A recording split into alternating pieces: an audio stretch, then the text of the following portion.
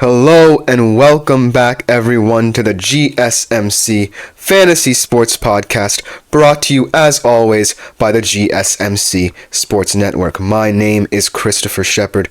It is good to have you guys. We should have a very thrilling show ahead for you guys, as we will be highlighting a lot of different sports, some debuts for some sports in this episode. We'll start off obviously with the NHL. We have a game tonight in the Western Conference Finals between the Oilers and the Stars, so we'll talk to you about that.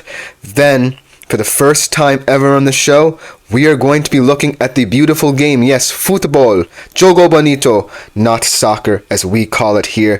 Footy will be featured. We'll be going over the Euros betting odds, ranking the top 10 there. We'll also be looking at another ranking in terms of fantasy college football. We're rounding out with the tight ends. And we're also going to debut WNBA, specifically the Rookie of the Year debate and the betting odds there. And last but not least, we're going to do a Wolves-Mavs finals Western Conference Finals recap, to sum up what was a fantastic series for the duo that is Luka Doncic and Kyrie Irving, so it should be a very exciting show.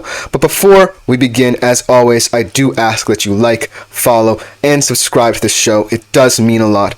Also, do think about considering leaving a tip or donation at the link gsmc.cloud. It is a huge support not only to the network, but to me and my fellow podcasters, so anything that you leave there is greatly appreciated. You can also leave a question for me if you want a question answered at the beginning of the next episode, but that is always a thing that you could consider, so please consider that. Now, going into today's show, we start off, like I said, with the Western Conference Finals game tonight between the Oilers and the Stars in the NHL. Last night, some of the guys I mentioned in the Panthers-Rangers series over in the Eastern Conference performed well. It's like Sam Bennett, he had an empty net goal last night. So I'm looking to continue my hot streak of nice fantasy predictions going into tonight's game between the Oilers and the Stars. Now, looking back at last game, Chris Knoblauch, the coach for the Oilers, like he has done all season, has proven that he is willing to adjust to whatever a team throws at him. And last game, he had a masterstroke replacing some players that were already established in the lineup with guys like Corey Perry and Ryan McLeod, who I'll talk about a little bit later in the segment. But overall, what a performance by the Edmonton Oilers to even this series, proving that they can take any team's best punch and really turn something that perhaps they weren't expecting, like going down early by 2 goals within 5 minutes of the first period, and turning it into a fantastic win that will rejuvenate them heading into this Game 5 that is so pivotal right now. But first off, I want to highlight my fantasy players, continue my hot streak like I said. Let's start off with a guy who you're probably going to think I'm crazy for even mentioning on this show, but was a huge part of the win in Game 4 for Edmonton. How about Darnell Nurse? Now, I know what you're thinking. Darnell Nurse is certainly not the best of defensemen in the NHL, but he has been one of the longest tenured Oilers on this squad. He knows what it takes to win series. He has seen not only the Leon Draisaitl and Connor McDavid era for most of its inception, but he's also been there before them, and he knows how dire the straits were for the Oilers back then. So Darnell Nurse has been through the ringer for the Edmonton Oilers. Coming into this game, he's valued at $4K in DraftKings. He only is expected to have 5.1 fantasy points. He only has 1 assist this series. However, last game, let's talk about it. He was on the ice for both goals, and it certainly looked like it was going to be one of those Darnell Nurse performances where he was going to disappoint people yet again. But in a fantastic turnaround for him, he had one of his best games, not only of the playoffs, but his entire career. And it just goes to show that Darnell Nurse is ready to break through to the Stanley Cup Finals for the first time, because he's not seen as a guy who is headliner for the Edmonton Oilers. He's always taken the back seat to Leon Draisaitl and Connor McDavid, and also as a defenseman, he might not be seen as much value as them. But overall, I think that Darnell Nurse proved last game that he still has it in him to put on a defensive clinic. And tonight, I expect him to also be pivotal, depending on how Chris Knoblauch plays this out. So look for him as well. Also, another guy I mentioned for the Edmonton Oilers, Ryan McLeod. Chris Knoblauch brings him into the squad. He had a goal last game, and he is honestly going to be expected to do a lot more in this series, should this series go the distance. I think that Ryan McLeod is definitely going to be one of those guys who is going to be relied upon come Game 7 if it gets there, because of the fact that Chris Knoblauch needs to continue to adapt to what the Stars throw at him, and so Ryan McLeod is going to be a huge asset.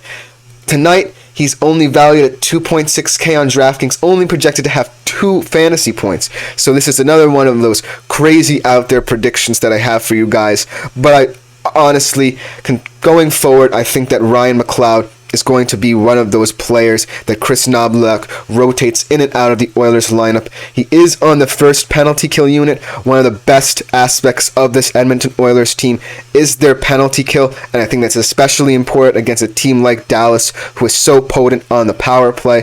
So look for Ryan McLeod to have another huge game for the Edmonton Oilers, should Chris Knoblauch trust him going forward in this best of 3 kind of duke it out series going on. On the Stars side of things, we've obviously talked a lot about how the Stars have so much balance at every position. I've literally gone through almost their entire lineup from defense to offense, but I want to highlight 2 guys who I haven't really spoken about and who I think kind of need to step up to the plate for Dallas if they want to win this series, because Edmonton is right now has all the momentum in my opinion. Let's start off with a guy in Thomas Harley, sitting in that second defensive pairing for the Dallas Stars. A player who really had big shoes to fill, This is only his second full season playing in the league, and he has had a fantastic season for the Stars. But in the postseason, especially in this series when he's going up against an Edmonton team that's going to throw a lot of different offensive looks at him, he needs to step up his game. And in this particular Game 5, I'm looking for Thomas Harley not to necessarily score goals, because he's not that much of a goal-scoring threat, but I'm looking for him to add value if you're in a league that values hits, potentially there. He's very strong in that department there. Going into tonight, he's valued at 4.3K on DraftKings, predicted to have 4.7 fantasy points tonight. I think that Thomas Harley, a lot was expected of him. Coming into the Stars, he had to fill one of the best Stars defensemen in recent years' shoes in John Klingberg, and I think that coming into the series, he has performed admirably throughout the postseason, but he hasn't really had a breakout game in the conference final series that means so much to both Dallas and Edmonton. So I'm looking for him to, like I said, not be that goal-scoring guy, but more of a utility option for your daily fantasy hockey team tonight. So look for him to be a nice little sleeper pick for your daily fantasy hockey team. Coming in for the second choice for me from the Stars tonight, I'm looking at Mason Marchment. Hasn't really had a breakout game, sitting in the second line pairing for the Dallas Stars. He definitely has the potential to be one of those players for the Stars to look at going forward offensively, but this past series he only has 1 goal. That came in Game 2 for Dallas.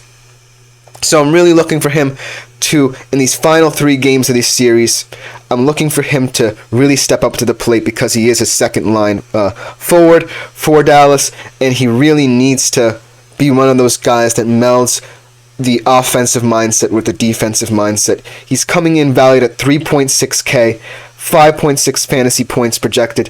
I think that Mason Marchment is going to need to have a huge game for the Stars, because they can't just rely on guys like Wyatt Johnston, who's still young, and Jason Robertson. Obviously, I talked about those guys in prior episodes, but I need some new blood for the Dallas Stars to continue to score in order for them to win this series, because right now, like I said, Edmonton is on a high from that energetic Game 4 win. They split the both games that they had at home after they kind of took home ice advantage away from the Stars in the first two games of the series. Now going back to Dallas, I'm really intrigued to see how this series plays out, mainly due to the fact that Chris Knoblauch took the initiative to implement guys like Ryan McLeod and entrust guys like Darnell Nurse with the burden of leading Edmonton to the Stanley Cup Finals, and I really am intrigued to see how Rick Bowness adapts to that as well. Actually, or rather, Peter DeBoer, the coach of the Dallas Stars, how he adapts to what Chris Knoblauch is doing. And ultimately, I think Game 5 is going to be one of the most exciting playoff games we've had in this postseason. I think it's going to be high scoring, energetic. The pace of the game is going to be very fast, up-tempo, and I'm expecting Edmonton to pull it out. I just think that right now they look to be one of the most energetic teams in this Final Four, and I'm really excited for tonight's game. And that should just about do it for this segment of today's show. Coming up next, we are going to continue our fantasy college football rankings and close them out by looking at the security blankets of the offense. Yes, the tight ends, and I promise not many Iowa and Utah tight ends are in this top 10. So stick around. We'll be right back to go over those rankings.